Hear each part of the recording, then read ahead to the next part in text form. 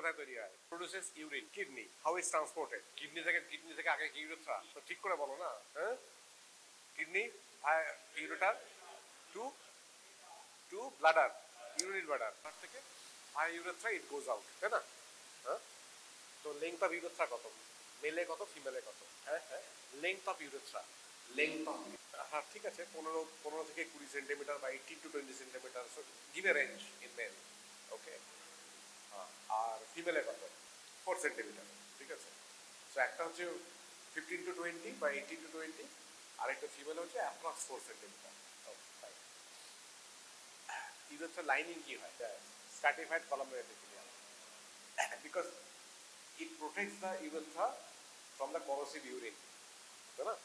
Urine has a corrosive nature. So, as it transports the urine, so mucosa has to be protected. Okay. Male urethra কটা part হয়? How many parts? Male urethra? Bladder to, মানে proximal to distal, কটা part হয়? কি কি part হয়? কি কি part? প্রথমে যখন এটা তো ব্লাডার, এখানটা তো ব্লাডার, তো ব্লাডার থেকে যেই বেরোবে এটা তো ব্লাডার নেক, হ্যাঁ, তাই না? এটা হচ্ছে প্রস্টেটিক, এটা হচ্ছে প্রস্টেট। সো এই ব্লু পোর্শন যেটা, দ্যাটস দ্য প্রস্টেটিক ইউরেথ্রা। তারপরে কি আসে? এই সবুজ রঙেরটা কি? It's a membranous urethra. আর এটা হচ্ছে পেনাইল ইউরেথ্রা। হ্যাঁ, so this penile urethra is long, তাই না? সবচেয়ে লং হচ্ছে পেনাইল ইউরেথ্রা। এটা তার থেকে ছোট, এটা তার থেকে ছোট। ন্যারোয়েস্ট পার্ট কোথায় হয়? ন্যারোয়েস্ট পার্ট কোথায়? Membranous, very good. See, so prostatic urethra, এটা continuation of the bladder neck, তাই না? It passes through the prostate glands. It will receive the ejaculatory ducts. ঠিক আছে? It will receive the ejaculatory ducts. Prostatic urethra তে. Okay? And prostatic urethra is the widest and the most dilatable part of urethra. ঠিক আছে? It is the widest. Membranous, it passes through the pelvic floor. Okay?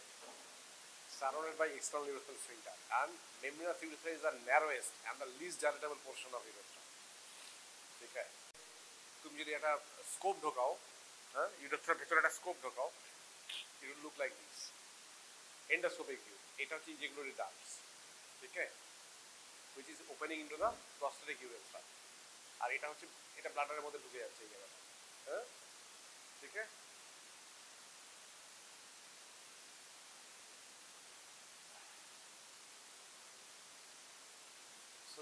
এই ব্লুটা হচ্ছে prostatic urethra, যেখানে এই ejaculatory duct এসে open করে, ঠিক আছে।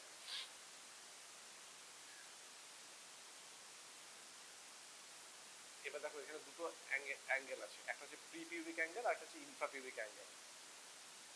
এইখানটা হচ্ছে ইনফ্রা পিউবিক অ্যাঙ্গেল, এখানটা হচ্ছে pre pubic angle. That's a normal course, natural. এবার এই যে প্রি পিউবিক অ্যাঙ্গেল যেটা, it can be reduce by raising the penis during catheterisation. Catheter করতে দেখেছো কখনো? ওটিতে দেখো নি কখনো ক্যাথেটার করতে? হ্যাঁ, সো পেনিসটা এটা ধরে তারপরে ক্যাথেটার করে, because it will reduce this angle. এটাকে বলে প্রি পিউবিক অ্যাঙ্গেল, ঠিক আছে। ফিমেল অত অসুবিধা নেই, ফিমেলে it's much easier, it's a very short length, তাই না? Very short length. তো this is the vaginal opening, এর ওপরে হচ্ছে এখানে হচ্ছে ইউরেথ্রাল অরিফিস। তো লেবিয়াম অ্যানোলা সেপারেট করে ওখান থেকে ক্যাথেটারেশন করা হয়, ঠিক আছে। সো এই বেসিক অ্যানাটমিটা তোমার জানতে হবে। এবার ক্যাথেটারেশন কেন দরকার হয়? Why do you need catheterisation? Why do you need catheterisation? Who needs catheterisation? Catheter কেন করতে হয়? কমন সেন্স, হ্যাঁ।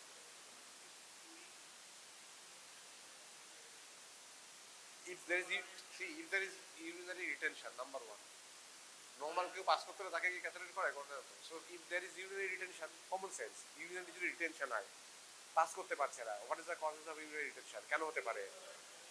ট্রমা হতে পারে, বিপিএইচ জন্য হতে পারে, পেরিনাল সার্জারি হলে সেই জন্য রিফ্লেক্সলি না হতে পারে, ঠিক আছে। আর ধরো আইসিইউতে পেশেন্ট আছে, যেখানে আমার ইউরিন মনিটর করতে হবে, হ্যাঁ, ইন্টেস্টিনাল অবস্ট্রাকশন নিয়ে এসছে বা সেপসিস নিয়ে এসছে, যেখানে আই নিড ইউরিনারি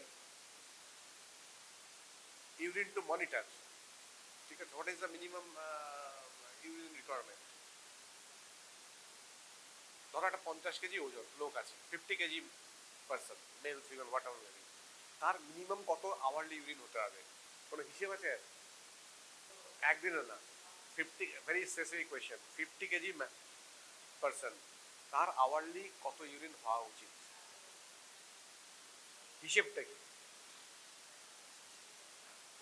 আন্দাজে বললে হবে না, পার কেজিতে বলো। 0.5 to 1 ml per KG per hour, তাহলে কত হবে? 50 কেজি হলো। মিনিমাম হবে 0.5 ml per KG per hour, minimum. Remember this, throughout the life যে ডিসিপ্লিনে যাও না কেন কাজে লাগবে।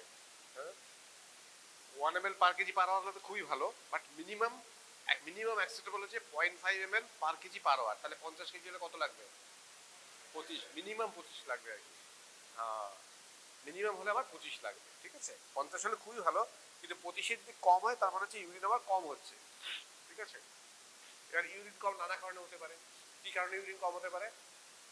হ্যাঁ হ্যাঁ হ্যাঁ, ডিহাইড্রেশন একদম হতে পারে। সবসময় মনে রাখবে, কিডনি তো তৈরি করছে ইউরিন, না? কিডনি সাপ্লাই কি? রেনাল আর্টারি, আর রেনাল ভেন দিয়ে বেরোচ্ছে, আর ইউরিন ওখান দিয়ে বেরোচ্ছে আর কি, ঠিক আছে? এবার কোনো কারণে যদি কিডনির সাপ্লাই না হয় ভালো করে, হ্যাঁ, ব্লাড প্রেশার মেনটেন না করতে পারে, শক, ডিহাইড্রেশন, এগুলো তো ইউরিন কমে যাবে না, because kidney will try to preserve water, তাই না? হোমিওস্ট্যাসিস মেকানিজম হিসাবে আর কি, সেখানে হতে পারে। অথবা কিডনিটাই খারাপ, তাহলে তো ইউরিন কম হবে। হ্যাঁ, তো তাহলে ইট ক্যান বি প্রিরেনাল। এবার এটাকে বলতে হবে তোমার কি, it can be prerenal or renal, অথবা পোস্ট রেনাল। কোনো অবস্ট্রাকশন হয়েছে, বিপিএইচ হয়েছে, বেরোচ্ছেই না, হয়ে ব্লাডারটা ফুলতে শুরু করেছে, তাই না? সো অবস্ট্রাকশন তো তাই হবে।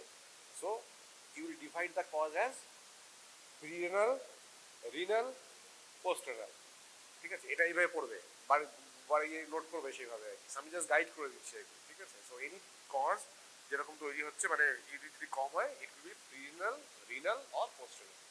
ওকে, এবার আমার যদি ইউরিন কম হয়, আমাকে তো মনিটর করতে হবে আর কি, তাই না? হাসপাতালে অ্যাকুট পেশেন্ট ভর্তি হয়েছে, বা সেপসিস নিয়ে ভর্তি হয়েছে, আইসিইউতে ভর্তি হয়েছে, বা সার্জারি হবে। সার্জারির সময় দেখো না, সার্জারির আগে আমরা কেন করি? বিকজ সার্জারির সময় কতটা পেশেন্ট আন্ডার অ্যানেস্থেসিয়া থাকছে, কতটা ফ্লুইড যাচ্ছে, হাউ ডু আই মনিটর যে পেশেন্ট ঠিকঠাক আছে? একটা হচ্ছে পালস, বিপি, স্যাচুরেশন, এগুলো। আর একটা হচ্ছে urine output. Because urine output যদি ঠিক হয়, তার মানে কি কিডনি পারফিউশন ঠিক আছে, একটা মিনিমাম ব্লাড প্রেশার চলছে, একটা এই চলছে, ইউরিন আউটপুট ঠিক আছে। We always look for urine, ঠিক আছে? যেমন ধরো ইন্টেস্টাইনাল অবস্ট্রাকশন পেশেন্ট এসছে, হ্যাঁ, আমরা ধরো ইমিডিয়েট রিসাসিটেশন কি করি? যে কোনো পেশেন্ট যখন আসে, সে ট্রমাতে আসুক বা এমার্জেন্সিতে আসুক, আমরা সবসময় কি দেখি? ABCD। What is ABCD? What is, হ্যাঁ, যে কোনো পেশেন্ট, ধরো একটা সিক পেশেন্ট এসছে, এমার্জেন্সিতে এসছে, yes, always first thing is airway, huh?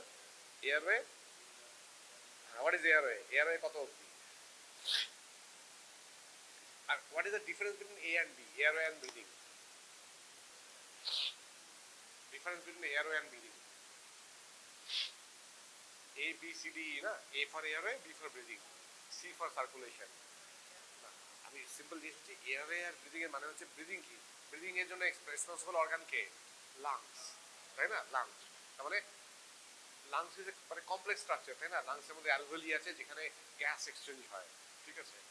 কিন্তু এই যে মানে অক্সিজেন যে আমরা নিচ্ছি, অক্সিজেন গেল, আর আমরা যে কার্বন ডাইঅক্সাইড বেরোচ্ছি, লাংসে গিয়ে ওই ব্রিদিংটা হচ্ছে, হ্যাঁ? ব্রিদিং এর যে মানে বেসিক পারপাস যেটা আর কি, অক্সিজেন শুড বি ইন, মানে ব্লাডে অক্সিজেন মিশবে, আর কার্বন ডাইঅক্সাইড আছে ওখান থেকে বেরিয়ে আমরা উইথ এক্সপিরেশন বেরিয়ে যাচ্ছে, ব্রিদিং। কিন্তু এয়ারওয়ে মানে কি? এই যে অক্সিজেনটা যে যাচ্ছে, so who are the part of airway? Obviously ট্রাকিয়ার আগে আরো এখান থেকে হবে না, একদম ওরোফ্যারিংস বা নেজোফ্যারিংস, একদম এইখান থেকে শুরু হবে, হ্যাঁ, হয়ে তারপরে ট্র্যাকিয়া, ব্রঙ্কি, হয়ে this is airway. Okay, so airway first is airway. এয়ারটা লাংসে পৌঁছবে তবে তো ব্রিদিং হবে, তো তার আগে অব্দি তার এই airway, that's why airway is first airway, তারপরে হচ্ছে ব্রিদিং, লাংস, হ্যাঁ, যে ঠিকঠাক হচ্ছে কিনা, ভেন্টিলেশন ঠিক মতো নিচ্ছে কিনা, টার্গেট ভালো মেনা জেনারেট হচ্ছে কিনা, সেগুলো দেখতে হবে। তারপর হচ্ছে সার্কুলেশন, ব্লাড প্রেশার কিরকম আছে সেরকম, হ্যাঁ। তারপর হচ্ছে ডিসেবিলিটি, আর হচ্ছে এনভায়রনমেন্টাল এক্সপোজার। যদিও আমরা এখন ওটাকে বলি CABCD। যদি কারো এক্সাঙ্গুলেটিং হেমারেজ হয়, ধরো একটা ইঞ্জুরি যে ট্রমা হয়েছে, কোনো একটা আর্টারি দেখা যাচ্ছে কেটে এক্সাঙ্গুলেটিং হেমারেজ, তাহলে ফার্স্ট তোমাকে ওইটাকে চাপতে হবে। বিকজ তুমি যদি ওপেন ট্যাপ রাখো, তো পেশেন্ট তো তুমি এয়ারওয়ে ঠিক করতে করতে এক্সাঙ্গুলেটিং হেমারেজ হয়ে চলে যাবে, তাই না? So we call it CABCD। আগে যদি এক্সাঙ্গুলেটিং হেমারেজ হয়, দ্যাট টেক্স প্রেসিডেন্স। আগে ওইটাকে ট্যাকেল করতে হবে। কেমন? ঠিক আছে, ওকে। এবার হচ্ছে তাহলে ইউরিন হচ্ছে যে হোমিওস্ট্যাসিস আছে কিন্তু তার একটা ইম্পর্টেন্ট কি বলবো মার্কার সারোগেট, যে ইউরিন কেউ যদি ইউরিন অ্যাডিকুয়েট প্রডিউস করে তার মানে হচ্ছে তার পারফিউশন ধরে নেওয়া হচ্ছে ঠিক আছে। আর ইউরিন কম হচ্ছে মানে there is something wrong, either renal or postal কিছু একটা প্রবলেম আছে, তাই তো? ওকে, এইবারে তাহলে আমাকে যদি ইউরিন মাপতে হয় তাহলে আমাকে ক্যাথেটার করতে হবে। হ্যাঁ, তাহলে ক্যাথেটার করতে গেলে এই যে ক্যাথেটারটা আমরা যেটা করি ফলিস ভাই, এটাকে বলে ইনডোয়েলিং ক্যাথেটার। ইনডোয়েলিং ক্যাথেটার মানে what is indwelling catheter? Common sense. Common sense. What is indwelling catheter? হ্যাঁ, যেটা থাকবে ওখানে, তাই না? এই তো ব্লাডার, ব্লাডার থেকে এরকম প্রস্টেটিক ইউরেথ্রা, ইউরেথ্রা, ইউরেথ্রা হয়ে এই গেল আর কি। ঠিক আছে, এটা হচ্ছে এক্সটার্নাল ইয়ে। সো ফলিজ আমরা কোথা দিয়ে ঢোকাচ্ছি? এখান দিয়ে, তাই না? এখান দিয়ে ঢুকে এই অবধি রাখছি। হ্যাঁ,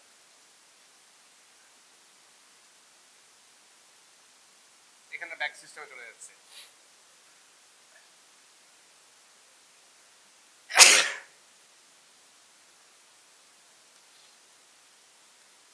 ইনডোয়েলিং ক্যাথেটার। হ্যাঁ, একটা হচ্ছে আমরা ট্রান্স ইউরেথ্রা দিচ্ছি।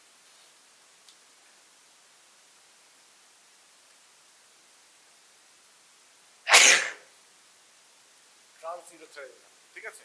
এবার যদি এরকম হয় যে এখানে কোনো স্ট্রিকচার আছে, হতেই তো পারে,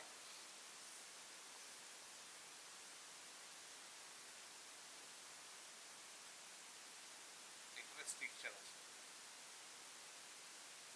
যদি এখানে স্ট্রিকচার থাকে, এরকম কোনো ইনজুরি হয়েছিল, স্ট্রিকচার হয়ে গেছে, এখান দিয়ে ঢুলে যাবে, তাহলে কিভাবে যাওয়াতে হতে পারে? একটা হতে পারে আমি ডাইরেক্ট করলাম, ডাইরেক্ট দিয়ে ইউরেথ্রাল ডাইরেক্ট দিয়ে ডাইরেক্ট করলাম, তারপরে ঢুকলো, বা এমন লেন্থ অফ স্ট্রিকচার বা এমন টাইট স্ট্রিকচার যে গেলই না, তাহলে আমি ইনডোয়েলিং করবো কি করে? সুপ্রাবেবিক, ইয়েস। তাহলে তখন আমাকে যাবে এইখান থেকে, হ্যাঁ, ব্লাডার ডিস্টেন্ড করে এখান থেকে আমাকে সুপ্রাবেবিক করতে হবে। সুপ্রাবেবিক সিস্টেমই একটা কি বলবো, মানে একটা মাইনর সার্জারি তোমাদের জানতে হবে, সেটা ইজ কল সুপ্রাবেবিক। ইয়েস, সুপ্রাবেবিক কখন? যখন আমি এইটাকে আর ইউজ করতে পারছি না, তখন is call সুপ্রাবেবিক। Very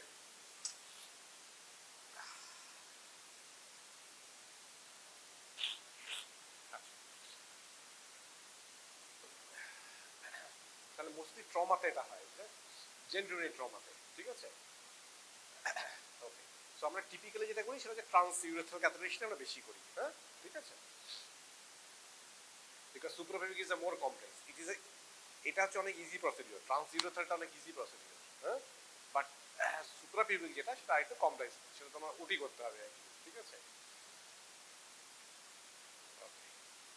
So this is the trans urethral catheterization and this is the suprapubic, যেটা ডিরেক্টলি এই রুটটা আমরা ইউজ করছি না, ডিরেক্টলি এখান থেকে সুপ্রাপুবিক দেওয়া হচ্ছে।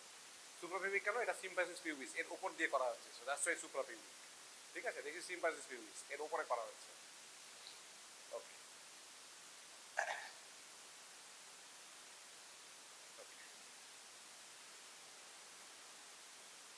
আচ্ছা, এবারে একটা তো এরকম ইন্ডোলিং ক্যাথেটার হলো, আর এরকম ক্যাথেটার ধরো patient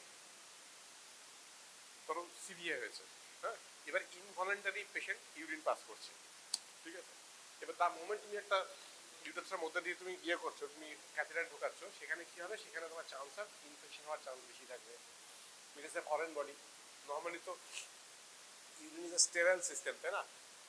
normally urine is a sterile system, তাই তো? কিন্তু তার মোমেন্ট তুমি একটা ফরেন বডি ঢোকাচ্ছ, ক্যাথেটারেশন করাচ্ছ, it has to be done in a sterile way আর unsterile way. Sterile always, in a very sterile way. Because তুমি যদি আনস্টেরাইল ওয়েতে করো, you will cause urosepsis, তাই না? Which is very dangerous. Even if you do it at sterile way, because it's a foreign body, so there is always a chance that patient may develop infection, urinary infections, ঠিক আছে? তাহলে ধরো যার কোনো তোমার ইয়ে নেই, স্ট্রিকচার নেই, ইউরিন পাস করছে কিন্তু সেটা কন্ট্রোল রয়েছে না, আনকন্ট্রোল পাস করে দিচ্ছে, তাদের আমরা কি করতে পারি, তাদের আমরা করতে পারি কন্ডম ক্যাথেটার, যাকে বলে এক্সটার্নাল ক্যাথেটার। কন্ডোমের মতো একটা কন্ডম, তার তলায় ইউরিন ব্যাগ আছে। তো তুমি যদি পেনিসের উপর দিয়ে কন্ডমটা পরিয়ে দাও, যদি ইনভলেন্টারি হয় কন্ডোমের মধ্যে থেকে ড্রেনেজ ব্যাগে চলে যাবে, তাহলে পেশেন্ট বেড সোয়েলিং হবে না। কারণ পেশেন্ট যদি বেড সোয়েলিং হয়, তাহলে একটা আনকনসিয়াস পেশেন্ট বা সিভিএ হয়েছে, তার যদি সোয়েলিং হয় তাহলে হোয়াট উইল ডেভেলপ, পেশেন্টটা কি হবে, সবসময় যদি ভিজে থাকে এরকম করে থাকে, patient quickly develop bed sore and this thing. সবসময় একটা ইউনিফায়ার স্মেল থাকবে, তাই না, ইউরিন হ্যাজ এ স্মেল, তাই না, ঠিক আছে। সো ইটস কল কন্ডোমিয়াম। সো একটা হচ্ছে ইন্ডোলিং ক্যাথেটার যেটা বললাম, ট্রান্সইউরেথ্রাল সুপ্রাফেবিক, অথবা হচ্ছে আরেকটা হচ্ছে কন্ডোম ক্যাথেটার, ঠিক আছে। আরেকটা ক্যাথেটেশন করা যায় যাকে বলে ইন্টারমিডিয়েন্ট ক্যাথেটার, যে পেশেন্টের হয়তো এমন একটা স্ট্রিকচার আছে, পাস হচ্ছে মাঝে মাঝে আটকে যায়, তাহলে কখনো কখনো আমরা করি এটাকে বলে ইন্টারমিডিয়েন্ট ক্যাথেটার। হ্যাঁ, বা বা কোন একটা ধরো ইয়ে হয়েছে, পেরিয়ানাল সার্জারি হয়েছে, ফিস্টুলা বা ফিশারের অপারেশন হয়েছে, বা হেমারয়েড হয়েছে, দেখি অনেক সময় রিফ্লেক্সলি একটু আটকে যায়, যে হচ্ছে না, আমার তাকে লং স্ট্যান্ডিং ক্যাথেটেশন দরকার নেই, আমি একবার একটু ক্যাথেটার করে দিলাম, করে বার করে দিলাম, তারপর থেকে পেশেন্ট নিজেই করতে পারবে। ইটস কল ইন্টারমিডিয়েন্ট ক্যাথেটার, ঠিক আছে, মানে জাস্ট ইন করে ক্যাথেটারটাকে বার করে দিলাম। ঠিক আছে। তো এগুলো হচ্ছে তোমার টাইপস অফ ক্যাথেটার, ইনডোয়েলিং, এক্সটার্নাল, আর করে হচ্ছে শর্ট টার্ম, ঠিক আছে। ওকে,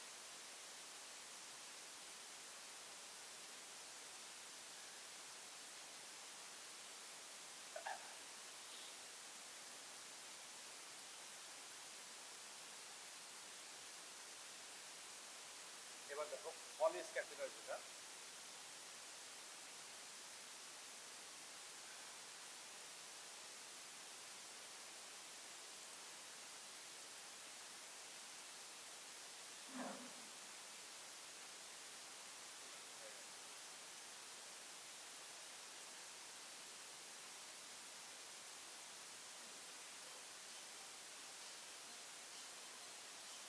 এবার দেখো সেইটা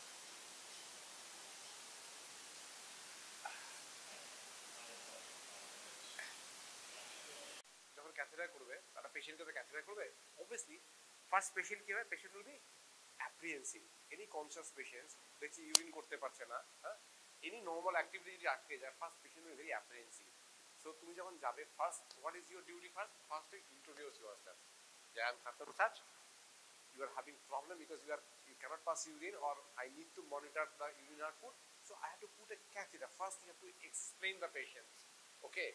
এগুলো ধরো অস্ক্রিস্টেশন, তোমাদের ধরো এরপরে হয়তো তোমাদের নেক্সট বা এইসব যে পরীক্ষাগুলো হবে আর কি, অস্ক্রিস্টেশন হবে আর কি, তাতে কি হবে, প্রথমে তোমাকে বলবে যে হাউ টু ডু ক্যাথেটারাইজেশন, এরকম না যে একদম গিয়ে গেলে গ্লাভস পরে করতে শুরু করে দেবে, হ্যাঁ, একবার exam will look for this, whether you are introducing yourself to the this thing, you have to explain the patient, okay, যে I am such and such, you are having problem, so first I have to do a catheterization so that I can monitor the urine output, or you can pass urine, depending on why are you doing the catheterization, that you have to explain.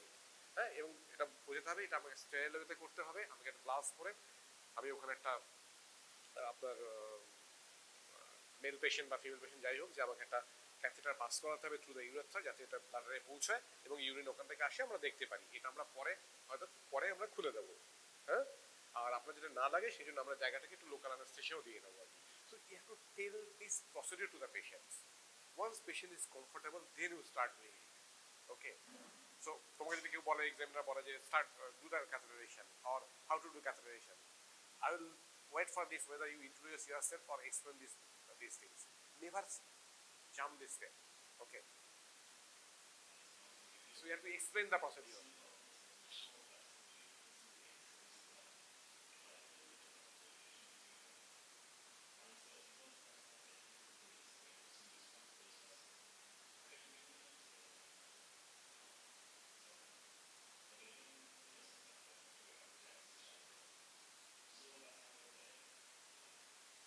হ্যাঁ, so এবার ক্যাথেটারাইজেশনটা দেখবে normally একা করা মুশকিল হয়, কেন, because it has to be done A sterile ওয়েতে, না, তো তুমি একা করলে তুমি তার মোমেন্ট গ্লাস করে ফেলেছো, তুমি তো কোনো আনস্টেরাইল জিনিস করতে পারবে না। So catheterization is never done alone, you need a help, what is chaperone, হ্যাঁ, what is chaperone, assistant, huh? So you need another person, you need either a nurse or someone who has some idea about the aseptics, because তোমাকে দিতে হবে জিনিসপত্রগুলো, তোমাকে সব গুছিয়ে করে aseptic ওয়েতে করতে হবে। তার মোমেন্ট তুমি একবার গ্লাভস পরে নিলে, সোয়েল গ্লাভস পরে দিলে, তুমি তার তখন এই আনসোয়েল জিনিস টাচ করতে পারবে না। So you need a assistant. It could be a nurse, ideally আমরা একটা নার্স, তোমার কলিগও হতে পারে, বা নার্স, সবসময় তো নার্স দিয়ে হয় না। দেখো প্র্যাকটিক্যাল সিচুয়েশনে কি হয়, ধরো ওয়ার্ডে নার্স হয়তো বিজি আছে, তোমার দুজন ডিউটিতে আছে, so one has to help others. Okay, so you need an assistant. Okay,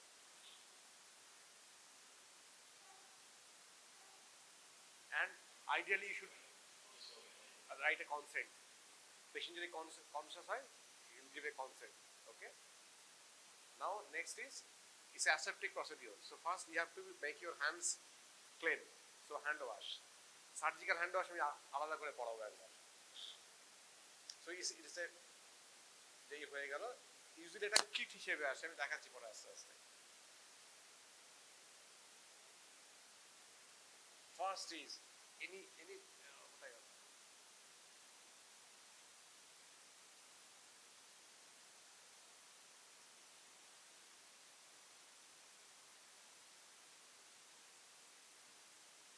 see, all these materials they come with an expiry date.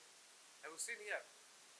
Next এরপরে যখন ক্যাথেটার ইয়ে হবে একবার দেখবে, যে কোনো জিনিস, যে কোনো ইনজেকশন তুমি যখন দেবে, হ্যাঁ, ফার্স্ট তুমি যে অ্যাম্পুলাতে ফার্স্ট দেখবে যে এটা যে ড্রাগস তুমি দিচ্ছ সেই ড্রাগটা কিনা, and what is the expiry date. এরকম হতে পারে অনেক সময় হয় না, স্টোরে রয়ে গেল, কেউ চেক করলো না, but you cannot shun the responsibility. It's your duty. If you inject something, you check what you are giving and what is the expiry date. Injection সেরকম যখনই কোনো একটা ক্যাথেটার করবে বা ইয়ে করবে, তোমাকে সবসময় চেক করতে হবে, কত কত ছোট ছোট জিনিস দেখতে হবে। দেখো first you have to check this it's not expired. Expired কি করে হয়, এগুলো তো স্টেরাইল প্যাকেটে আসে না, তো এই যে একবার অটোক্লেভ করলো, এবার মোটামুটি সেটা একটা সে 2 months 3 months বা সে 1 year, একটা প্রোডাক্ট এক রকম আর কি, এটা তার পচে যাবে না, কিন্তু কি হবে এই যে স্টেরাইল যে ব্যাপারটা আর কি, ওই ডেটের পরে তার স্টেরিলিটির ব্যাপারটা কমে যায়।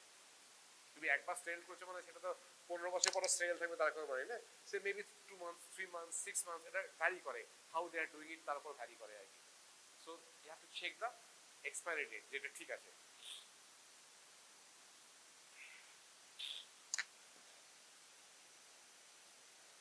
অ্যান্ড পুরো তোমার যে ইকুইপমেন্টস লাগবে সেগুলো সব তোমার ওখানে ইয়ে করে নিতে হবে আর কি। কি লাগে ক্যাথেটার করতে গেলে, এবার দেখো তুমি তো ক্যাথেটার ঢোকে, সো অবভিয়াসলি ক্যাথেটারটা লাগবে, ফলিস ক্যাথেটারটা লাগবে, হ্যাঁ, ফলিস ক্যাথেটারটা একটা ইউরো ব্যাগের সঙ্গে লাগাতে হবে, তো তোমার একটা ইউরো ব্যাগ লাগবে, ঠিক আছে। তুমি তো ডিরেক্টলি ঢোকাবে না, তোমাকে লোকাল আনস্থেশিয়া দিতে হবে।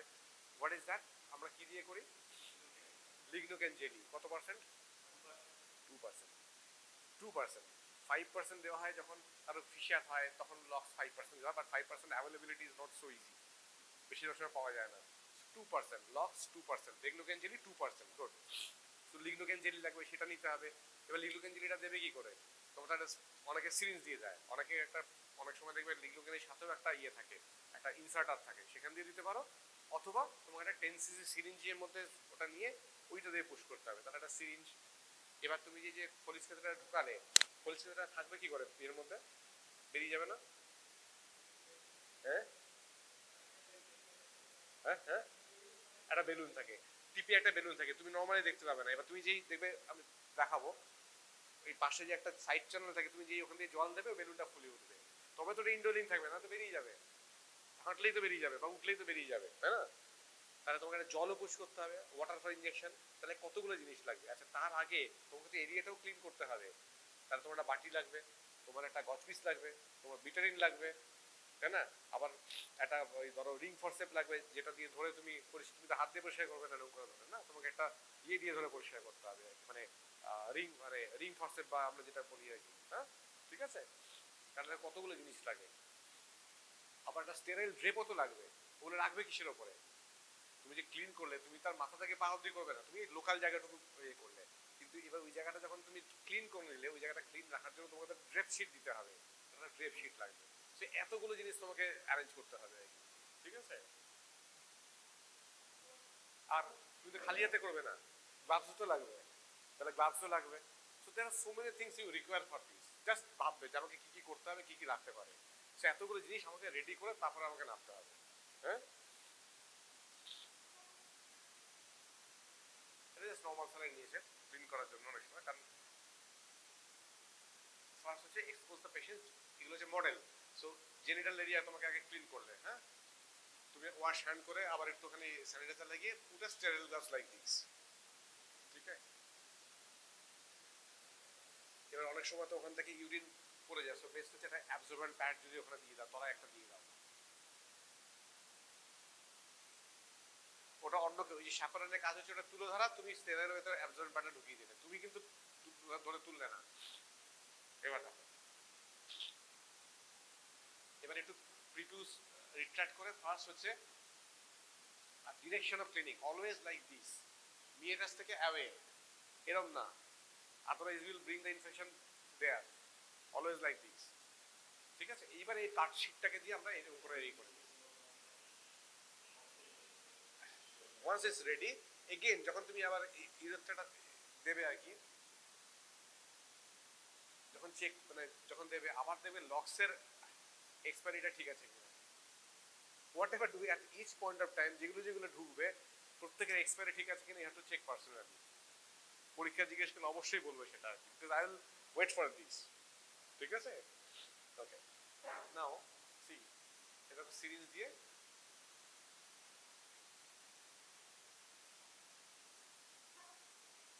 হ্যাঁ, এবারে কি তুমি কি দিয়ে সঙ্গে সঙ্গে করবে না, দিয়ে আমরা একটুখানি চেপে রাখি, এই কারণে লোকাল অ্যানেস্থেসিয়া তার কাজ করতে হবে, এফেক্ট আসতে হবে, তো সো ওয়েট ফর 5 মিনিটস।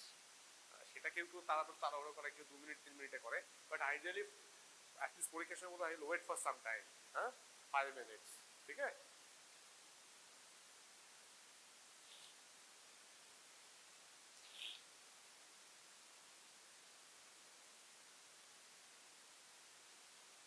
এবার ক্যাথেটারটা খুললে ক্যাথেটারের টিপটাকে ধরবে না, বস দিয়ে কিভাবে ধরেছে, টিপটা আমরা টাচ করিনি, হ্যাঁ, এটাকে বলে নো টাচ টেকনিক। এই অবধি প্লাস্টিক, পেনিসটাকে গ্রিপ করবে এইভাবে, হ্যাঁ, এইবারে ওটাকে ধরে পুল ব্যাক দা র্যাপার, এবার গ্রিপটাকে আস্তে আস্তে লুজ করবে, ওদিকে আস্তে আস্তে ঠেলবে, দেখো প্লাস্টিকটা রয়ে গেছে, প্লাস্টিকটা থেকে কিন্তু আমরা পুরোটা বার করে নিইনি, হ্যাঁ, ঠিক আছে। এবার ফুললি ইনসার্ট দা ক্যাথেটার, ফুললি ইনসার্ট। এইবার ওই সাইড চ্যানেল দিয়ে দেখো ওয়াটার ইয়ে করছে, নর্মালি যেই যখন তুমি ফুললি ইনসার্ট করবে দেখবে ইউরিন আসছে আর কি। ফুললি ইনসার্ট না করে কখনো বেলুন ইনসার্ট মানে বেলুন ইনফ্লেট করবে না, কেন, তাহলে কি হবে, আদারওয়াইজ হ্যাঁ তাহলে তো ইউরেথ্রার মধ্যে ফুলে যেতে পারে। So that's why the catheter has to be in fully মানে হচ্ছে ওর যা লেন্থ তাতে এক্সপেক্টেড যে ওটা 20 সেন্টিমিটার ক্রস করে ইট will be in the bladder, ঠিক আছে। হ্যাঁ হ্যাঁ, না না না, তুমি যদি পুরোটা না করো তুমি তার টিপটা দেখতে পাচ্ছ না, তো টিপটা তো ইউরেথ্রার মধ্যে থাকতে পারে, প্রস্টেটিক ইউরেথ্রা তো আটকে থাকতে পারে, হ্যাঁ। ফার্স্ট এনশিওর যে তুমি ওখানে পুরোটা ঢুকিয়ে দিয়েছো এন্ড কিছুটা ইউরিন এসছে, ঠিক আছে। পুরোটা ঢুকালে কি হয়, the chance of the tip being in urethra is minimum, is nil, okay. তা যদি না করো, পুরোটা না ঢুকিয়ে যদি তুমি ফুলিয়ে দাও বেলুনটা, high chance that it gets infected in the prostatic urethra, তাহলে কি হবে, অতখানি বেলুন ফুলিয়ে দিলে তো ইনজুরি হয়ে যাবে ওখানে, তাই না, ফেটে যাবে তো, তাই না।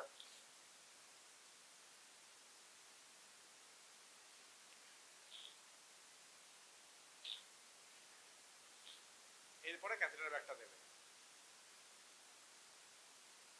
এবারে ক্যাথেটার সবসময়, ক্যাথেটারের যে ব্যাগটা সবসময় সেটা তলায় রাখতে হয় আর কি। এরপরে এগুলো সরিয়ে একটু ক্লিনিক ওয়াশ হ্যান্ডস, হ্যাঁ। এটা হলো আরেকটা জিনিস যেটা আমরা বলি সবসময় হচ্ছে, যখন এই ক্যাথেটার হয়ে গেল, এবার ধরো পেশেন্টটা তো বিয়েতে আছে, ক্যাথেটারটা আমরা সবসময় পায়ে এখানে আমরা ইয়ে করে দিই, স্ট্র্যাপ করে দিই, আদারওয়াইজ কি হবে, এই যে ক্যাথেটারটা ধরো এরকম ব্যাগে ঝুলছে আর কি, এই যে ক্যাথেটার টিউবটা তো এখান দিয়ে যাচ্ছে, আগে একটা স্ট্রিপ অফ মাইক্রোপোর গায়ে লাগালে ক্যাথেটার যে টিউবটা এখান দিয়ে গেল, তার উপরে আবার আরেকটা স্ট্রিপ লাগিয়ে দিলে, এই স্ট্রিপটা যদি না করো তাহলে কি হবে, টান লাগলে ডিরেক্টলি ইউরেথ্রায় গিয়ে লাগবে, ধরো পেশেন্ট ট্রান্সপোর্ট হচ্ছে, হয় না, কোথাও টান পড়ছে, গিয়ে সোজা ইউরোথ্রায় গিয়ে লাগবে। তো তুমি যদি এইখানে স্ট্র্যাপ করে দাও, যদি টান পরে টানটা এইখানে যাবে, it won't get transmitted to the urethra. So it's very important. তো once is done it has to be strap like this. অনেকে পায়ের তলা দিয়ে দেয়, পায়ের তলা দিয়ে দেবে না কখনো, টান পড়লে বুঝতেই পারবে না। সবসময় পায়ের ওপর দিয়ে আর সাইডে টিউবটাকে ফিক্স করে দিতে হবে। একটা প্রথমে স্কিনের ওপর একটা মাইক্রোপোরের স্ট্রিপ, তার উপর দিয়ে তোমার ক্যাথেটারের পাইপটা যাচ্ছে, মানে এটা হচ্ছে ফলিসটাকে এগ্রি করবে, নট দ্য ইউরো ব্যাগ। ঠিক আছে, বিকজ ইউরো ব্যাগের জাংশনটা খুলে গেলে তো আবার টান পড়লে তো ওখানে টান পড়ে যাবে, তাই না? অলওয়েজ টিউবটাকে ফিক্স করতে হয় ওখানে, ঠিক আছে, যাতে টান পড়লে এইখানে তোমার লাগে, not to the urethra. Because যে কোনো জায়গায় যদি টান পড়াবে, হাঁচকে টান পড়লে again it will cause urethral injury, prostatic urethral injury হবে। ঠিক আছে, হ্যাঁ হ্যাঁ হ্যাঁ, 5 মিনিট, 5 মিনিট ওয়েট করে দেবে, আইডিয়ালি 5 মিনিট ওয়েট করে দেবে। হ্যাঁ, একবার ঢুকে ঢোকার সময় তো লাগে লাগে, একবার ঢুকে গেলে তো তোমার ব্যথা, তারপরে লাগে। ঠিক আছে, আবার যখন ক্যাথেটার রিমুভ করবে তখন কিভাবে করবে? ফার্স্ট তোমাকে বেলুনটাকে ডিফ্লেট করতে হবে, তাই না? সো সিরিঞ্জ লাগিয়ে আগে বেলুনটাকে ডিফ্লেট করতে হবে। ওয়ান্স দ্য বেলুন ইজ ডিফ্লেটেড তখন ইয়ে দিয়ে করবে। কতটা জল দিয়ে ওরা নর্মালি নর্মালি 5 cc দিলেই হয়ে যায়, 5 to 10 cc জল দেওয়া হয়, ঠিক আছে? আচ্ছা, এবার বেলুন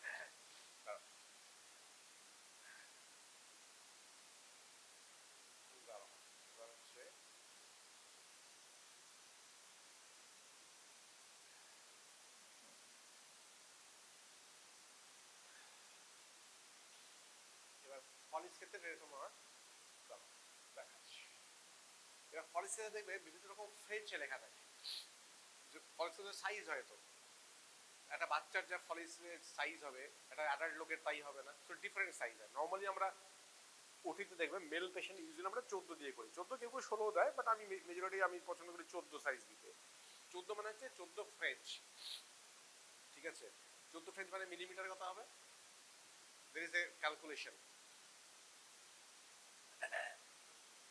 বাই 3 দিয়ে ভাগ করতে হয়, ঠিক আছে? হ্যাঁ, 3 দিয়ে ভাগ করতে হবে, ঠিক আছে? তো 1 ফ্রেঞ্চ মানে হচ্ছে 0.33 মিলিমিটার ইন ডায়ামিটার।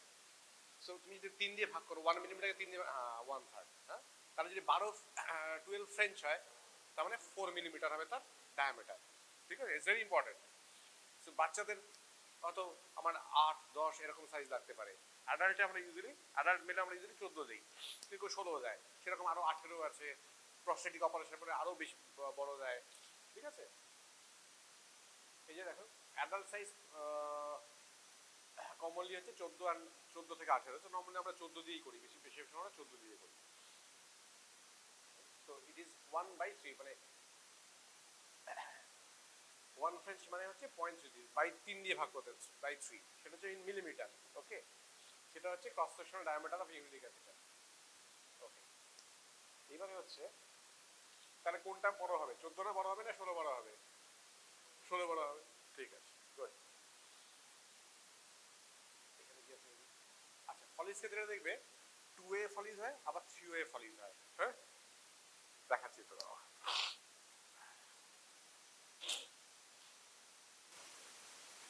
এবার তুমি, আমরা কেন বেশি দেই না? আমরা তো 20, 22, 24 সবই তো আছে, হ্যাঁ? আমরা মিনিমাম যেটুকু নয় সেটুকু দেওয়ার চেষ্টা করি। যত বড় দেবে তত কি হবে, সরি, যত বড় সাইজ ক্যাথেটার ইউজ করবে না, it will cause more erosion of the bladder neck and urethral mucosa, তাই না? আমি নর্মালি 24 দিই না, 24 দিলে তারও ভালো ড্রেন হবে, হ্যাঁ?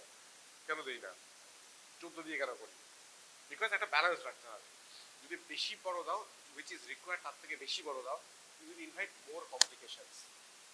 কি complication? It will cause more erosion to the bladder neck and urethral mucosa, it will cause stricture formation, okay, and it won't allow adequate drainage of the periurethral gland secretion, which will cause build-up of secretion that will lead to irritation and infections. কারণ ইউরোথ্রা তো অন্য গ্ল্যান্ডও আছে, তারাও তো secretion হবে, সেগুলো তো বেরোবে, ইউরোথ্রার পাশ দিয়ে বেরোবে, সেগুলো ক্যাথেটার দিয়ে বেরোবে না, বাট পেরিউরোথ্রা তো বেরোবে। এবার তুমি যদি পুরোটাই জ্যাম করে দাও রাস্তাটা, সেগুলো বেরোবে কোথেকে আর, হ্যাঁ? তাহলে সেগুলোর মধ্যে পেইন্ট আপ হবে, it will cause mechanical irritation, it may cause infections also. Stagnant হয়ে গেলে তার মধ্যে কখনো ব্যাকটেরিয়া আসবে, so more chance of infection. So give the optimum size, যেটুকু দরকার সেটুকু। তার থেকে বড় দিলে ড্রেনেজ বেটার হবে, no doubt, but you will invite more complications, that's why you use anything larger. 24 দিয়ে করবো না নর্মালি, ঠিক আছে? লার্জ সাইজ আমার কখন লাগবে? 20 থেকে 24, যদি আমাকে ব্লাড ক্লট ড্রেন করতে হয়, বিকজ তখন আমার তোমাকে এই ক্যালকুলেশন করতে হবে যে ক্লটস আর বিগার। 14 সাইজ দিলে সেখান দিয়ে বেরোতে হবে। এই জন্য দেখবে যদি প্রস্থেটিক অপারেশনের পরে টিউবার পিপার তারপরে যেগুলো হচ্ছে সেখানে একটু বিগার সাইজ দেওয়া, ঠিক আছে? যদি আমাকে ব্লাড ক্লট ড্রেন করতে হয়। কিন্তু এমনি মোস্ট কমনলি ইউটিলাইজ এই যে transurethral catheter, the range from দেখো 14 থেকে 16 French in both adult male and female. So 14 বা 16, আমি আমার নিজের প্রেফারেন্স আমি 14 ইউজ করি ম্যাক্সিমাম। সো 14 আর 16, ওকে? এর থেকে ছোট হলে কি হবে? ড্রেনেজ ভালো হবে না, কিন্তু স্মলার হয়ে যাবে না, একটা অ্যাডাল্ট লোকের জন্য ছোট হয়ে যাবে আর কি। হ্যাঁ, তুমি যদি 14 মানে হচ্ছে কত, 15 মানে হচ্ছে 5 হবে, 14 মানে হচ্ছে 4 পয়েন্ট সামথিং হবে, তাই তো? That's an optimum, okay? আর পিডিয়াট্রিক ক্ষেত্রে 6 থেকে 12। বাচ্চাদের তো সাইজও ছোট হবে না, ডায়ামিটার ছোট হবে, সব ছোট হবে, সো বাচ্চাদের 6 থেকে 12 ফ্রেঞ্চ, ঠিক আছে? সো এইটা হচ্ছে ড্রেনেজ চার্ট। তোমরা দেখবে ইনস্ট্রুমেন্টটা জিজ্ঞেস করবে যে ক্যাথেটার দিয়ে যে ডিফারেন্ট পার্টসগুলো দেখাও। তো এইটা হচ্ছে ড্রেনেজ, যেটা সোজা থাকে ক্যাথেটারের সাথে, টিপের সাথে যেটা সোজা, এইখানে লাগাবে হচ্ছে তোমার ইউরোব্যাগ। আর যেটা সাইড চ্যানেল, এটা হচ্ছে বেলুন ফোলানোর চ্যানেল। জল দিলে তবে টিপে বেলুনটা ফুলবে, ঠিক আছে? তারপরে ডিস্টাল এন্ড মেজরিটি ক্যাথেটারে থাকে দুটো পোর্ট থাকে, এরকম 2 পোর্টস বা লুমেন। হ্যাঁ, একটা হচ্ছে ফানাল শেপের, এটা ড্রেনেজ চ্যানেল, আরেকটা হচ্ছে ইনফ্লেশন আর ডিফ্লেশন চ্যানেল, এইটা, ঠিক আছে? আচ্ছা, এবার এই যে ইনফিউশন পোর্ট যেটা, it is usually labelled with the size of the balloon and the size of the catheter. এইখানে ইউজুয়ালি লেখা থাকে, দেখো মানে তুমি এটা কতটা মানে দিয়ে ইনফ্লেট করবে সেটা অনেক সময় লেখা থাকে। তো সবসময় আমার যে ফুল ফোলাতে হবে তা না, আমার 5 to 10 ইজ এনাফ, যারা ওখান থেকে বেরিয়ে না আসে, ঠিক আছে? এবার কিছু কিছু ক্যাথেটার, এটাকে বলে 2-way ক্যাথেটার। এই দেখো, এটাকে বলে 2-way ক্যাথেটার, আর এটাকে বলা হচ্ছে 3-way ক্যাথেটার। পার্টিকুলারলি যখন দেখবে প্রস্থেটিক অপারেশন হয়, ইউরোলজিস্টরা তখন এটা দিয়ে দেয়। কেন দেয়? এটাতে কি এক্সট্রা থাকে? হ্যাঁ, এটা দিয়ে হচ্ছে স্যালাইন দিয়ে তুমি আরো ওয়াশ দিতে পারো, ব্লাডার ওয়াশ দিতে পারবে আর কি। কারণ ক্লট হয়তো যদি ক্লট দিয়ে আটকে যায়, ওই জন্য ওটা দিয়ে একটা এক্সট্রা চ্যানেল থাকে যেখান দিয়ে তুমি একটা ইরিগেশন দিতে পারো, নর্মাল স্যালাইন বা কিছু একটা ইরিগেশন দিতে পারো আর কি। সো ইউরোলজিস্টরা যখন ওদের অপারেশন করে, টিউবার বিবেশন করে, দিয়ে প্রেফারে ওদের আরেকটা থার্ড চ্যানেল থাকে। Straight channel is always A drainage channel, যেটা টিপের সঙ্গে স্ট্রেট থাকবে, that is always drainage channel, মানে যেখানে ইউরিন বেরোবে, যেখানে আমি ব্যাগ লাগাবো। আর সাইড যেগুলো লাগে, এইটা হচ্ছে ধরো বেলুন চ্যানেল। বেলুন চ্যানেল থাকবে এরকম একটা জিনিস থাকে, আর এখানে একটা ভাল্ব থাকে, জল যেটা দিচ্ছে ওটা ফিরে তো হবে না, তো there is always a valve. আর থার্ড চ্যানেলটা হচ্ছে দেখো এখানে আলাদা ভাল্ব নেই, এখানে হচ্ছে ইরিগেশন দেওয়ার জন্য, ওটা আমি যখন অ্যাটাচ করে চালিয়ে দিলে চলে যাবে আর কি, ঠিক আছে? এই যে the three-way catheter is available in third channel to facilitate continuous bladder irrigation or for installation of medication. যদি আমরা কোনো মেডিকেশন দিতে হয়, অনেক সময় সে কোনো সময় ব্লাডারে মেডিকেশন দেওয়া হয় না, ব্লাডার টিউমারে, সেই ক্ষেত্রে, ঠিক আছে? So this is primarily used after urological surgery or in case of bleeding from bladder or prostate tumor, okay? Or যেখানে bladder may need continuous or intermittent irrigation to clear blood clots. So urological case usually 3-way use হয়, আমরা কিন্তু normally 3-way use করি, ঠিক আছে? এবার দেখো ক্যাথেটারে এইখানে একটা দেখো একটা আই থাকে, এটা হচ্ছে টিপ, ক্যাথেটার টিপ, পলিস ক্যাথেটার টিপ এটা। হ্যাঁ, এইখানে একটা আই থাকে, এইখান দিয়ে ইউরিনটা আসে, ঠিক আছে? তো এখানে দুটো আই থাকে, এই পাশে ও পাশে দুটো আই থাকে। They are place either laterally or opposed. Opposing drainage eyes generally facilitate better drainage. এইদিকে একটা এরকম হোল থাকবে, আবার ওই পাশেও একটা হোল থাকবে এরকম, ঠিক আছে? ওকে, তো এরকম দেখতে হবে। এবার তোমার ইয়েটা থাকে হচ্ছে, বেলুনটা থাকছে এইখানে, তুমি যখনই এইখান দিয়ে তুমি ইয়েটা দেবে, জলটা দেবে, বেলুনটা এইখানটা খুলে যাবে, আইয়ের নিচে, আইয়ের নিচে বেলুন থাকে। হ্যাঁ, দাঁড়াও দেখাচ্ছি।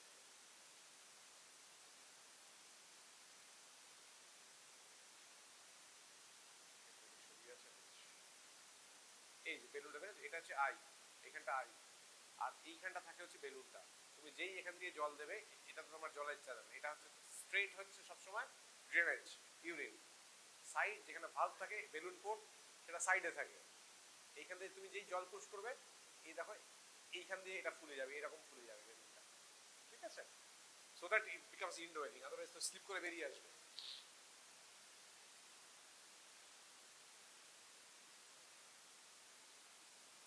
আচ্ছা, এবার একটা ক্যাথেটার করলে কতদিন রাখা যায়? হ্যাঁ, কদিন ম্যাক্সিমাম রাখতে পারো? এবং ক্যাথেটার করার পরে দের ইজ এ ক্যাথেটার কেয়ার। ধরো কারো যদি লং স্ট্যান্ডিং ক্যাথেটার লাগছে 1 সপ্তাহ 2 সপ্তাহ, তাহলে কি হয়, তাহলে দের ইজ এ তোমাকে ক্যাথেটারটা ক্লিন করতে হয়। দেখবে ক্যাথেটারের যেখানে ইউরোথ্রাল ওপেনিং এ ঢুকছে ওই জায়গাটা নোংরা হয়ে যায়, because the periurethral secretions everything will come না। সো দের ইজ মানে ক্যাথেটারটা ক্লিন রাখতে হয়। নর্মালি আমরা ভিটামিন বা ইয়ে দিয়ে ক্যাথেটার যেগুলো পরিষ্কার করে রাখি, হ্যাঁ, that's the part of nursing care. Normally the nurses do that. Okay, so catheter care কতদিন রাখা যায়? আরো আরো রাখা যায়। কদিন রাখা যায়? মোটামুটি 3 উইকস অব্দি রাখা যায় আর কি, হ্যাঁ, তারপরে আবার চেঞ্জ করতে হয় আর কি। এবার তুমি যদি অ্যান্টিসিপেটেড যে এই পেশেন্টটা আমাকে অনেকদিন ক্যাথেটারে রাখতে হবে, 2 মাস রাখতে হবে, 3 মাস রাখতে হবে, সেখানে আমরা ফলিজের এই মানে এটা তো লেটেক্স, হ্যাঁ, এটা কিসের মেড আপ অফ কি, লেটেক্স, লেটেক্স না দিয়ে তাহলে তখন আমরা ইউজ করি silicone catheter. Silicone catheter can be kept for 3 months almost. Silicone মেটেরিয়ালটা তখন সাদা রঙের একটা সাদা রঙের প্লাস্টিক টাইপের, it's called silicone catheter which can be kept longish. Otherwise Foley's যদি হয়, এই টাইপের যদি ফলিজ হয়, এটাকে আমাকে 3 সপ্তাহ পরে যদি রাখতে হয় তাহলে চেঞ্জ দ্য ক্যাথেটার। ওকে, ঠিক আছে। দেখো ইউরিন ড্রেনেজ পোর্ট, স্ট্রেট পোর্টে, আর অলওয়েজ বেলুন পোর্ট। বেলুন পোর্টে অলওয়েজ একটা এরকম ভালভ থাকবে, আর এটা এই আই এর নিচে থাকে হচ্ছে বেলুনটা, হ্যাঁ।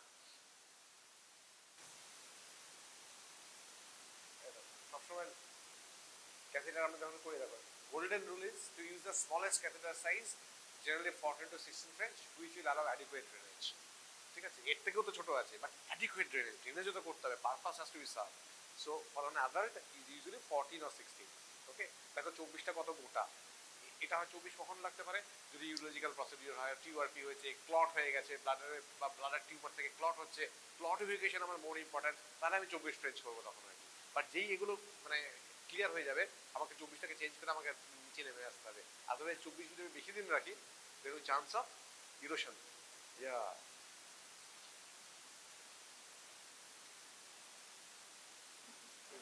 পরে স্ট্রিকচার ফর্মেশন হবে। এবার এই বেলুন সাইজ দেখবে, balloon size maybe level either 5 ml or 10 ml, and both are instead 10 and 7 ml of injection। দেখবে ওখানে লেখা থাকে বেলুন সাইজ। ঠিক আছে, বড় বেলুন আমরা কখন ইউজ করি, বড় সাইজে অনেক সময় বড় বেলুন থাকে 30 to 60, সেগুলো হচ্ছে যখন হিমোস্টাসিস মানে ফুলিয়ে আমি টেনে রাখলাম, হিমোস্টাসিস হলো, এটা প্রেশারে একটা হিমোস্টাসিস হলো সেরকম। বাট নর্মালি হচ্ছে 5 to 10 cc নর্মালি। ঠিক আছে, এরকম।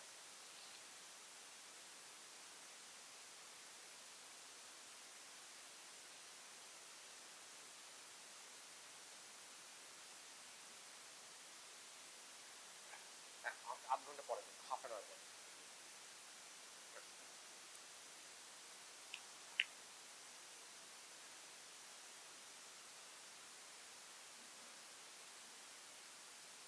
সেরকম আর কি। দেখো যে balloon with fill size greater than 10 ml, মানে যে উপরে যে বেলুনটা থাকে more than 10 ml is not recommended usually, because 10 ml size keep the residual urine minimal, thus reducing the risk of infection and irritation। আমি যদি বড় বেলুন করি তাহলে আগে the chance of infection বা এরকম বেড়ে যাবে। সো 10 ml is adequate, 10 এর বেশি আমরা জল দেই না ইউজুয়ালি। ঠিক আছে, তাহলে সাইজ কত হবে, 14 থেকে 16। কত জল দিয়ে ফেলাবো, 10, ম্যাক্সিমাম 10, তার বেশি দেবো না নর্মালি। এবার কিছু কিছু স্পেসিফিক সিচুয়েশন অ্যারেঞ্জ করতে পারে যেখানে আমাকে বড় সাইজ ইউজ করতে হতে পারে। ঠিক আছে, হ্যাঁ, টিউআরপি হয়েছে, ব্লাডারে টিউমার আছে, ব্লাডারে ক্লট হয়েছে, ক্লট ইভেকশন করতে হবে, তখন আমাকে 3-way ক্যানুলা ইউজ, ওই 3-way ফলিজ ইউজ করতে হবে। ঠিক আছে, যেখানে আমি ইরিগেশন দেবো। ওকে, 30 ml বেলুন দিয়ে ফুলে দেখো, it will allow persistence of a small pool of undrained urine. So the bladder intake is not complete and undrained urine can leak around the catheter, or infection হওয়ার chance বেড়ে যায়। ঠিক আছে,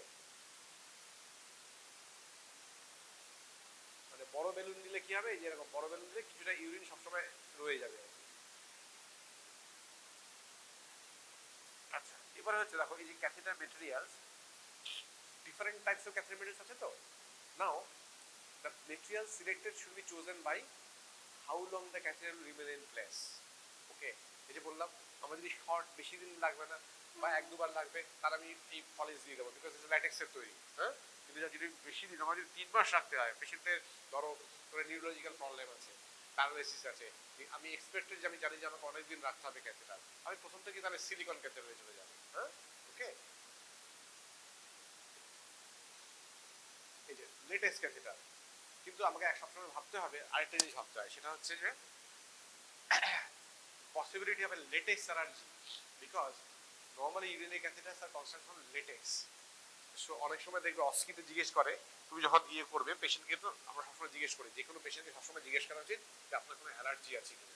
তুমি দেখবে যখন হিস্ট্রি যখন আমরা নেই, সবসময় হিস্ট্রি অফ অ্যালার্জি একটা আলাদা করে দিয়ে থাকে না, কারো যদি কোনো অ্যালার্জি থাকে তাহলে সেটাকে আমাদের রেডে হাইলাইট করে দিতে হয়। সো এটা অনেক সময় অস্কিতেও অনেক সময় রাখে, যে পেশেন্টকে যখন তুমি জিজ্ঞেস করবে যে আমরা যখন ইয়ে করছি আপনার কোনো নোন অ্যালার্জি আছে কিনা, কেউ তো বলতে পারে যে আমার লেটেক্স অ্যালার্জি আছে, আমাদের পেশেন্টরা নর্মালি বলে না, বাট বিদেশে they are very, they all know their allergies and all this, they are much more informative. আমাদের তো normally majority village patient they don't know anything. হ্যাঁ, তাই না, তারা কি বলে আমি জানি না। হ্যাঁ, কিন্তু normally it's a good habit, তুমি যদি বাইরে যাও বা যাও, তোমাকে তখন জিজ্ঞেস করতে হবে আপনার কি লেটেক্স অ্যালার্জি আছে। তুই যদি বলো আমার লেটেক্স অ্যালার্জি আছে, you cannot put a latex catheter in between. Okay, তাহলে তোমাকে প্রথমে সিলিকনে চলে যেতে হবে। ঠিক আছে, এটা আমাদের দেশে এই আনসারটা ইউজুয়ালি মানে পেশেন্টগুলো আমি জানি না ইউজুয়ালি, বাট যত পেশেন্ট এডুকেটেড হবে তত পেশেন্টের এই চান্স অফ অ্যালার্জি ইনফর্ম করাটার চান্স অনেক বেড়ে যায়। ঠিক আছে, তো আমরা ওইখানে আরেকটা স্টেপ তুমি অ্যাড করতে পারো, যখন তুমি পেশেন্টকে এক্সপ্লেন করছো আমি একবার জিজ্ঞেস করবো পেশেন্টের লেটেক্স অ্যালার্জি আছে কি। ওকে,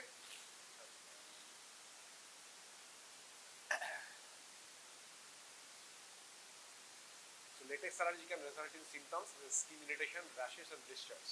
ওকে, এবং ইউরোথ্রাইটিস এবং ইউরোথ্রাল স্ট্রিকচারও হতে পারে অ্যালার্জি থেকে, তাই না।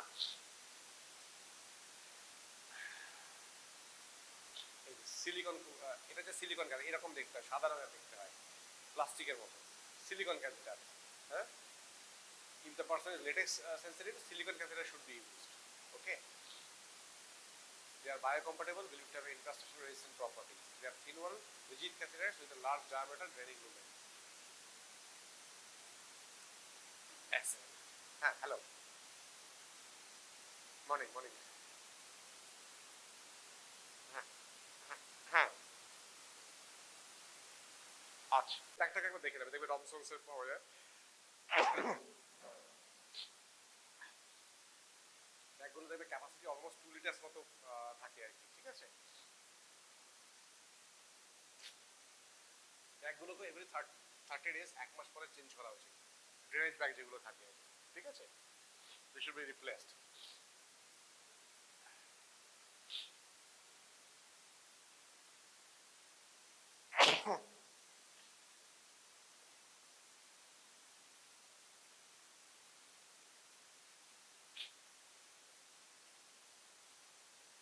ডিফারেন্ট সাইজের আছে, দেখেছো সাইজ কত আস্তে আস্তে বাড়ে গেল। হ্যাঁ, সেম। হ্যাঁ, ওকে, একটা জিনিস দেখিয়ে দিই তোমাদের।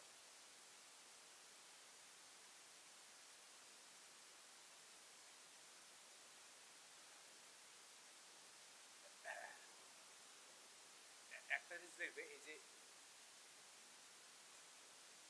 সবগুলো তো একই রকম, ছোট থেকে মোটা হয়েছে, চেঞ্জ কি হচ্ছে বলতো?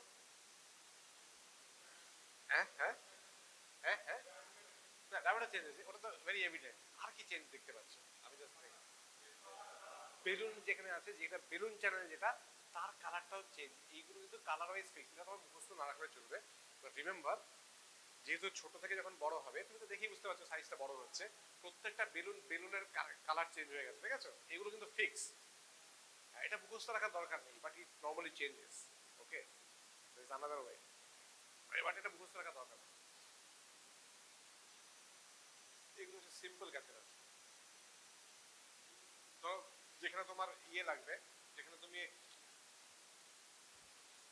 ইন্টারমিডিয়েট ক্যাথেটার যেখানে করলে, তোমার তো ফলিজের দরকার নেই, তখন তোমার তো ইন্ডোলিন দরকার নেই। হ্যাঁ, তখন তুমি সিম্পল ক্যাথেটার এরকম ইয়ে করে দিতে পারবে, সিম্পল ক্যাথেটার দিয়ে করে দিতে পারবে। ঠিক আছে,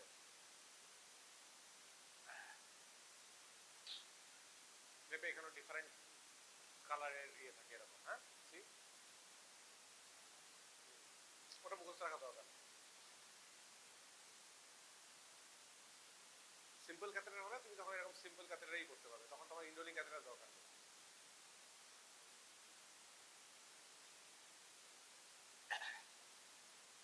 হ্যাঁ হ্যালো, না না এটা ইআরসিপি হবে গো, ইআরসিপি হওয়া উচিত মিনিটস, ওকে।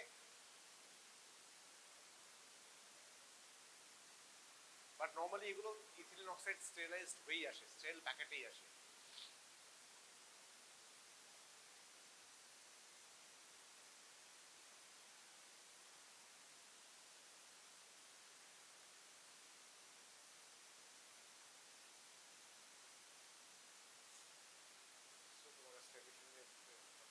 এর আগে আরেকটা ছিল সুপ্রাপেবিক এর জন্য। হ্যাঁ ডিপার্টমেন্টে চলে আয়, ডিপার্টমেন্ট ডেমো রুমে আছি, চলে আয়। হ্যাঁ ওই ডেমো রুমে আছি, ডেমো রুমে আয়।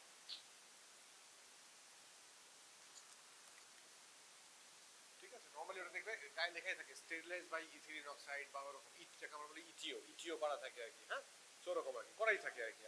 হ্যাঁ আগে আরেকটা পাওয়া যেত এরকম, যেগুলো ইন্ডোলিং ক্যাথেটার, যাকে বলে ম্যালিকট ক্যাথেটার। কেউ দেখেছো ম্যালিকট ক্যাথেটার? হ্যাঁ বস, আর 5 মিনিট লাগবে, বস না, 5 মিনিট বস। Malecot catheter have you ever seen? এখন আর মানে পাওয়া যায় খুব কম, রেয়ার। এখন সবাই ফলিজ ইউজ করে আর কি, আগে ম্যালিকট ক্যাথেটার ইউজ করতাম। আমি জাস্ট একবার দেখিয়ে দিই ম্যালিকট ক্যাথেটার। এগুলো হচ্ছে মানে ম্যালিকট ক্যাথেটার, এখন আর পাওয়া যায় না। কিন্তু তুমি জিজ্ঞেস করতে পারো তো, পুরোনো এক্সামিনার জিজ্ঞেস করতে পারে ম্যালিকট ক্যাথেটার। এইটা এইরকম দেখতে হয় ম্যালিকট ক্যাথেটার। হ্যাঁ আগে রেড রাবার, এগুলো সব রেড রাবারের হতো, রেড রাবার। এখন আর রেড রাবার পাওয়া যায় না, আমাদের ছোটবেলাতেও পাওয়া যেত, আমরা দেখতাম। এই যে যেমন ফলিজের যেমন একটা ইয়ে থাকে, বেলুন থাকে, এটা বেলুন নেই, কিন্তু এটা একবার ঢুকিয়ে দিলে এটা নিজে থেকে খুলে যায় না, টানলে ওটা স্ট্রেট হয়ে গিয়ে বেরিয়ে আসে আর কি। ঠিক আছে, এই টিপটা এরকম থাকে ম্যালিকট ক্যাথেটার।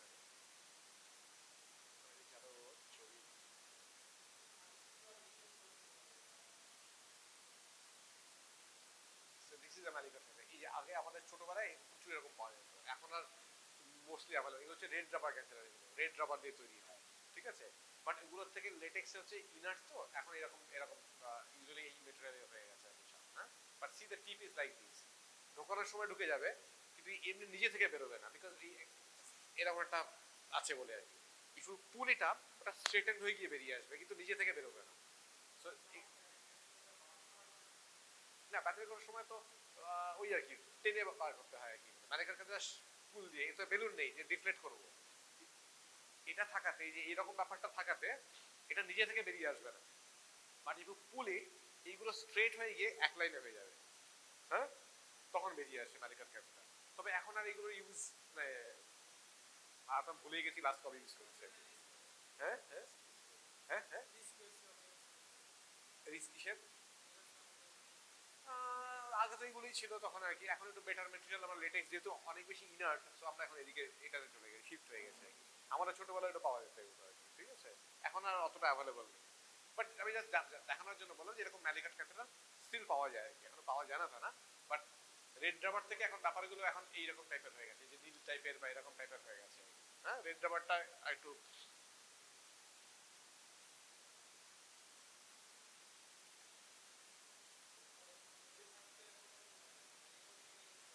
হ্যাঁ হ্যাঁ মালিকট এখন কম হয়ে গেছে, এখন মানে see you will hardly see Malecot catheter being use, এখন আর পুরো ইউজ হয় না। You will always use Foley's catheter. ঠিক আছে,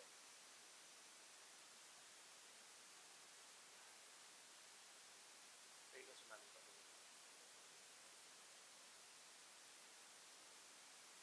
ঠিক আছে, কি একটুখানি পড়ে নিও তাহলে পলিশ ক্যাথেটারেশন তাহলে। হ্যাঁ যে কোনো একটা বই থেকে standard how to do Foley's catheterisation এরকম।